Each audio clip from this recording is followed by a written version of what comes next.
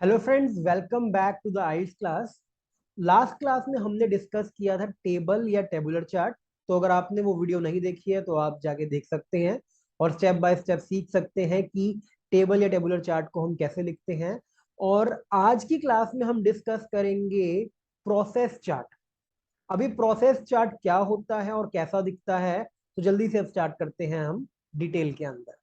देखिए, अगर आप लेफ्ट हैंड साइड पे स्क्रीन पे देखते हैं तो आपको क्लियरली दिखेगा कि आपको नीचे एक पूरा एक चार्ट, एक डायग्राम दे रखा है। एक साइड डायग्राम के लिखा है सीमेंट प्रोडक्शन, दूसरी साइड लिखा है कंक्रीट प्रोडक्शन।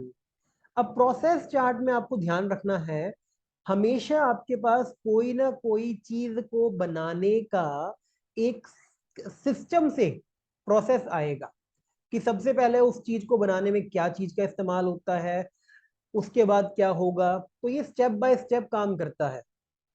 दूसरी अच्छी बात प्रोसेस चार्ट की ये है कि आपको हमेशा इसको प्रेजेंट टेंस के अंदर ही लिखना है, ना ही ये फ्यूचर के अंदर आएगा आपके पास और ना ही आपके अंदर ये पास्ट पे आएगा। एक और अच्छी बात और एक और इम्पॉर्टेंट बात जो प्रोसेस चार्ट के साथ एसोसिएटेड है, वो ये है कि आपको ये सारा का सारा process chart step by step करना है। जैसे अगर हम बाकी ग्राफ्स की बात करते हैं तो उनके अंदर हम कोशिश करते हैं कि अपने maximum, minimum, double, triple, twice, thrice, ये सारे पॉइंट्स को, इंक्रीजिंग ट्रेंड, डिक्रीजिंग ट्रेंड, इन पॉइंट्स की बात करते हैं, इनको फाइंड करने की कोशिश करते हैं।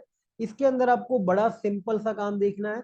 आपको देखना है कि प्रोसेस स्टार्ट कहाँ से हो रहा है और कहाँ पे वो फिनिश हो रहा है। तो जल्दी से इसको करके देखते हैं ताकि आप डिटेल में समझ सकें। क्वेश्चन की हेडिंग पढ़ते हैं।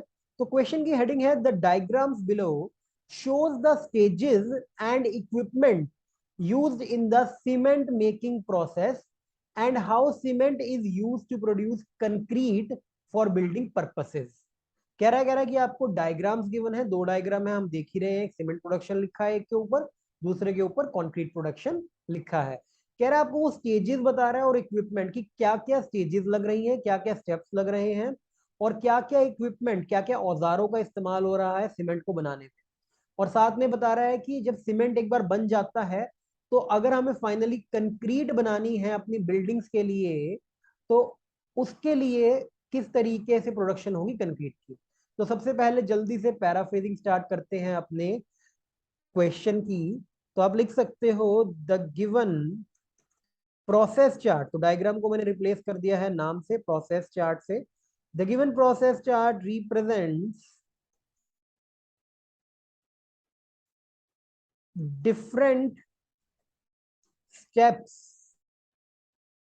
which are involved in the cement manufacturing. हमने क्या लिख दिया है कि सीमेंट को मैन्युफैक्चर करने के लिए क्या क्या अलग अलग स्टेप्स लगते हैं, तो ये हमने कर दी है बात। और अब साथ में ही हम ऐड कर रहे हैं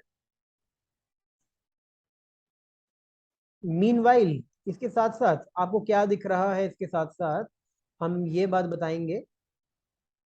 मीनवाइल हम बता रहे हैं the other diagram elucidates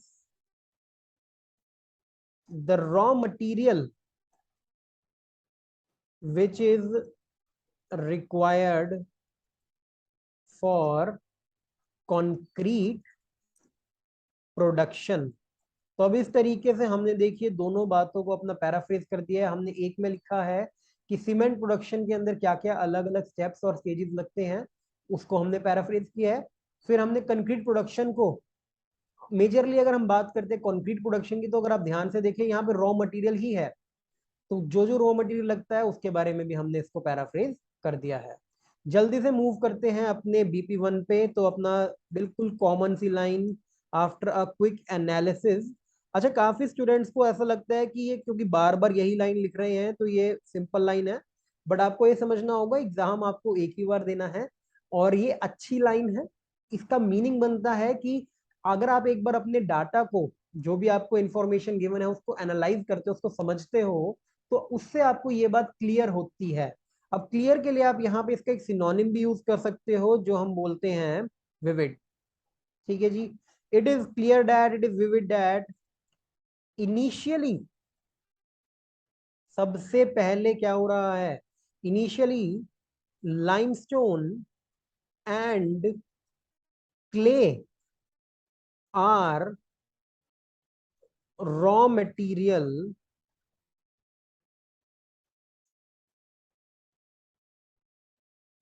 and they are crushed into the form of powder। तो अब हमने देखी क्या बात लिखी है यहाँ पे, हमने कहा है कि अगर हम इनिशियली शुरुआत की बात करते हैं तो जो हमारा रॉ मटेरियल है वो क्या है, लाइमस्टोन और क्ले है, और उसको हम क्या कर रहे हैं, पाउडर के अंदर कन्वर्ट कर रहे हैं क्रशर की मदद से। तो यहाँ पे क्रशर लिखना जरूरी नहीं था, आपने यहाँ पे क्लियरली लिख दिया है कि उसको क्रश्ड कर दिया गया है, तो क्रश्ड क्रशर के द्वारा ही किया जाएगा। ठीक है, और वो आप यहाँ पे देख रहे हैं तो इनिशियली वर्ड मैंने यूज किया है, ये एक आपका अच्छा वोकैब आप मान सकते हैं। आगे हम चलते हैं जी। अब अगर आप देखते हैं तो ये यहाँ पे पाउडर तो बन गया है, अब इसको एक मिक्सर में डाला जा रहा है। तो अब हम क्या करेंगे, देन, या आप यूज कर सकते हैं आफ्टर दैट। इसके बाद क्या हो रहा है, after that this powder is added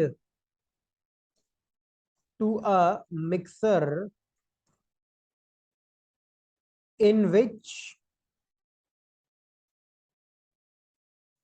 it is rotated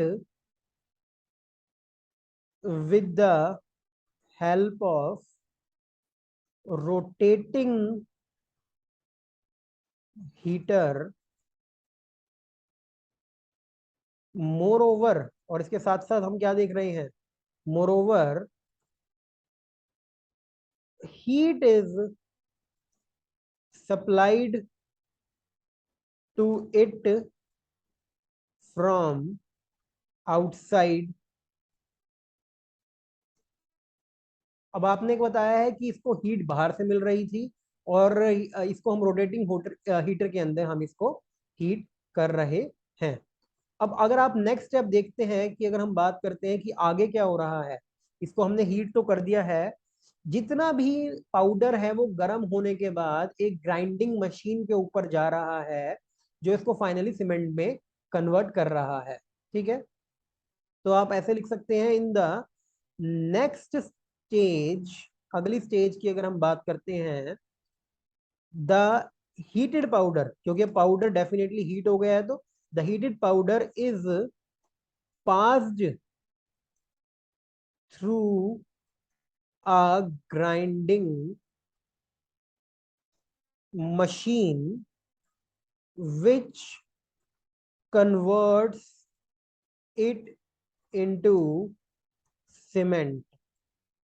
और फाइनली हम क्या लिख रहे हैं कि जो ये सीमेंट है, अगर आप देखते हैं, ये यहाँ पे देखिए, ये सीमेंट हमारा तैयार हो गया है और इस सीमेंट को बैग्स में पैक किया जा रहा है। ठीक है, तो finally it is packed in the bags. और इसी के साथ हमने पूरा प्रोसेस चार्ट कर लिया है सिर्फ सीमेंट प्रोडक्शन का। अभी कंक्रीट प्रोडक्शन हम BP2 में डिस्कस करेंगे, सीमेंट प्रोडक्शन हमारी कंप्लीट हो गई है। यहाँ पे एक बहुत इंपॉर्टेंट बात, आपको कोशिश करनी है कि आप प्रोसेस चार्ट के अंदर कोई भी स्टेप मिस ना करें। इसका रीजन बड़ा सिंपल है कि प्रोसेस चार्ट की अगर मैं बात करता हूं, इसको आप स्टेज बाय स्टेज आप रिप्रेजेंट करते हो। तो जैसे आप टेबल या किसी और ग्राफ के अंदर कुछ डाटा जो आपको लगता है इंपॉर्टेंट नहीं है उसको स्किप कर देते हो, ऐसा इस केस में आपको बिल्कुल नहीं करना है। इसमें आपको सारी की सारी स्टेजेस बहुत क्लियरली एक्सप्लेन करनी है।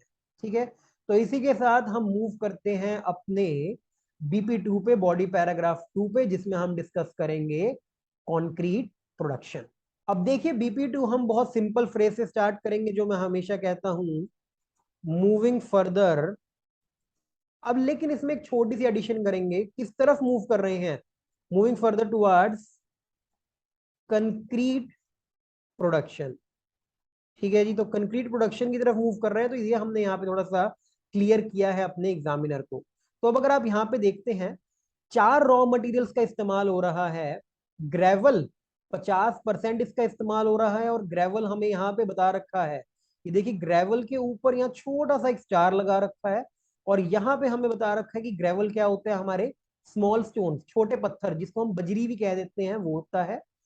25% इसमें इस्तेमाल किया गया है सैंड का, 15% इस्तेमाल किया गया है सीमेंट का, और 10% पानी का इस्तेमाल किया है इस सारे को मिक्स करने के लिए।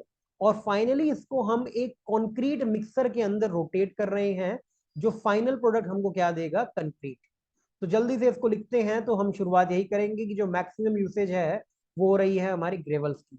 तो moving further towards concrete production, the maximum raw material